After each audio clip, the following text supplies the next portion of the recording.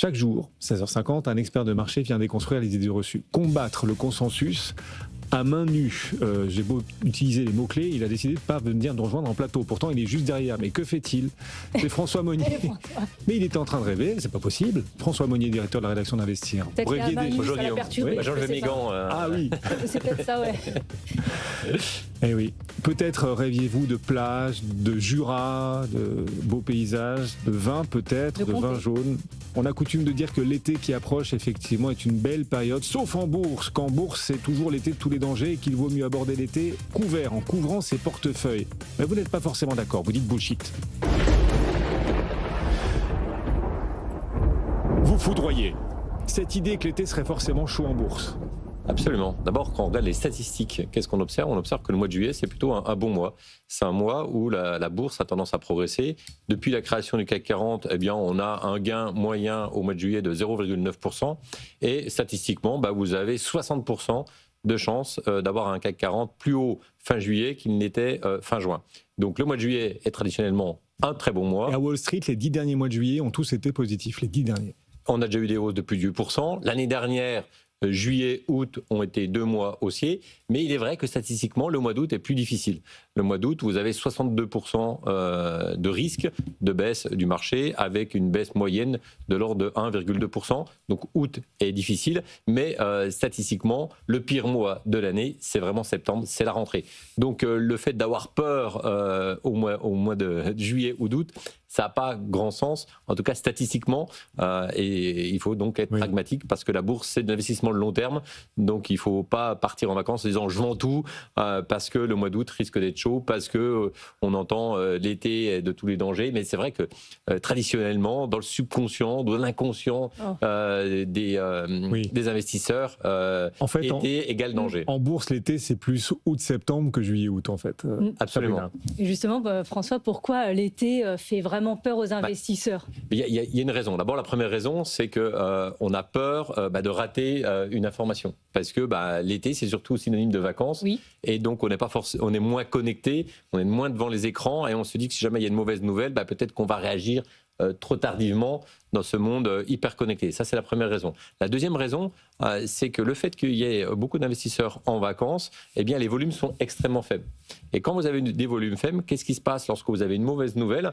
Eh bien, comme il n'y a pas de poche profonde et d'investisseurs conséquents, eh bien, dès que ça dérape, il peut y avoir des algos, les machines qui enclenchent des ordres de vente et donc la baisse est amplifiée de façon bête, mais c'est réel, c'est concret, et on a plein d'exemples comme ça où le fait qu'il n'y ait pas de vrais investisseurs, de vrais hommes en face, eh bien, le fait que la mauvaise nouvelle déclenche les algorithmes, et avec les algorithmes, ça nous amène un peu plus bas. Alors après, c'est corrigé les jours suivants, mais ça rend tout le monde un petit peu nerveux. Et donc, les ordres machines, le fait qu'il y ait moins de volume, et puis la peur de rater une occasion d'achat ou de vente fait qu'il y a une appréhension à l'approche de l'été. Bon, alors comment on se passe un été tranquille?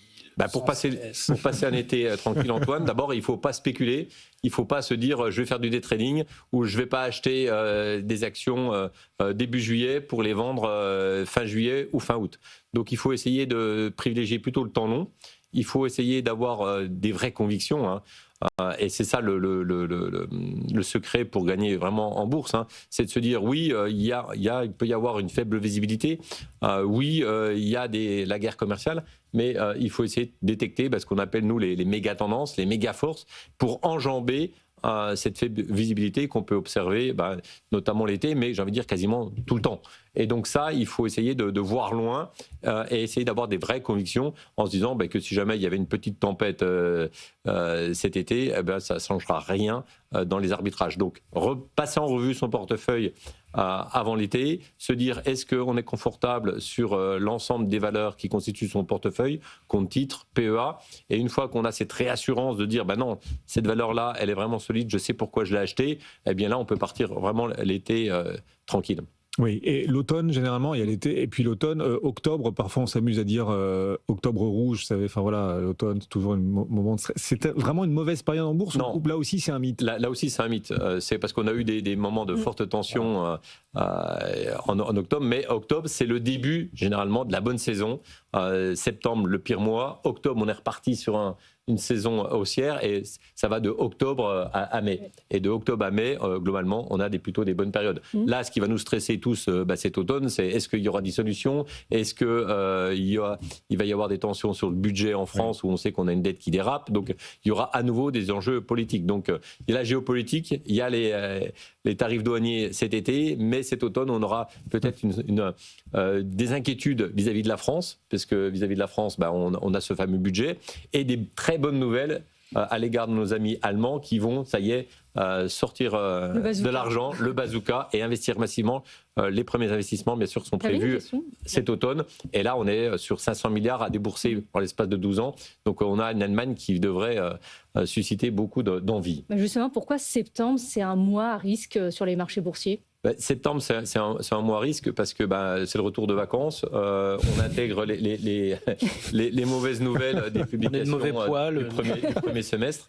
Et là, c'est là qu'on rebascule sur les anticipations et on corrige les erreurs de l'été. Après, octobre, ça redevient positif parce que tout de suite, on se projette sur l'année prochaine. Et l'investisseur, si on investit en bourse, c'est qu'on est optimiste. Et on se dit toujours, c'est comme quand vous voyez les plans stratégiques des entreprises, vous n'avez jamais de plan stratégique qui n'annonce pas de croissance. Et donc on pense toujours que l'année suivante va être meilleure que l'année précédente. Et donc là, tout de suite, ça redonne du grain à moudre et l'envie en se disant, là, on va être octobre 2025, on va se projeter sur 2026 en disant, les entreprises vont être capables de faire mieux. L'IA va apporter de la productivité, on va faire des gains d'énergie, il y a eu des plans d'économie, et donc tout de suite, on se projette sur des perspectives de croissance bénéficiaire des entreprises. Et ça redonne de l'élan au marché. Antoine. Ça faisait longtemps que je n'avais pas sorti cette citation de Mark Twain, que vous devez connaître. Octobre est un mois particulièrement dangereux pour spéculer en bourse, mais il y en a d'autres. Juillet, janvier, septembre, avril, novembre, mai, mars, juin, décembre, août et février. Exactement. Et là aussi, dans les idées reçues, quand on dit que tout le monde part en vacances cet été, sauf les patrons, et sauf quelques investisseurs, parce que le mois de juillet, fin juillet, c'est la semaine la plus chargée de l'année. Tout à fait. Toutes les publications semestrielles tombent.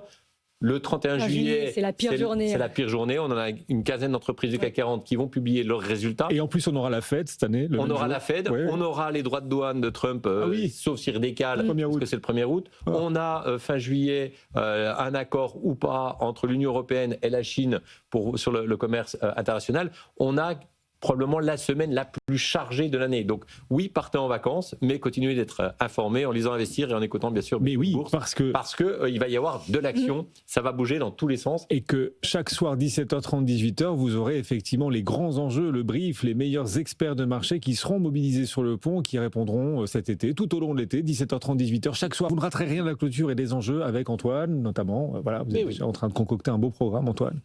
Étienne, Guillaume Paul, bref, tout le monde sera sur le pont.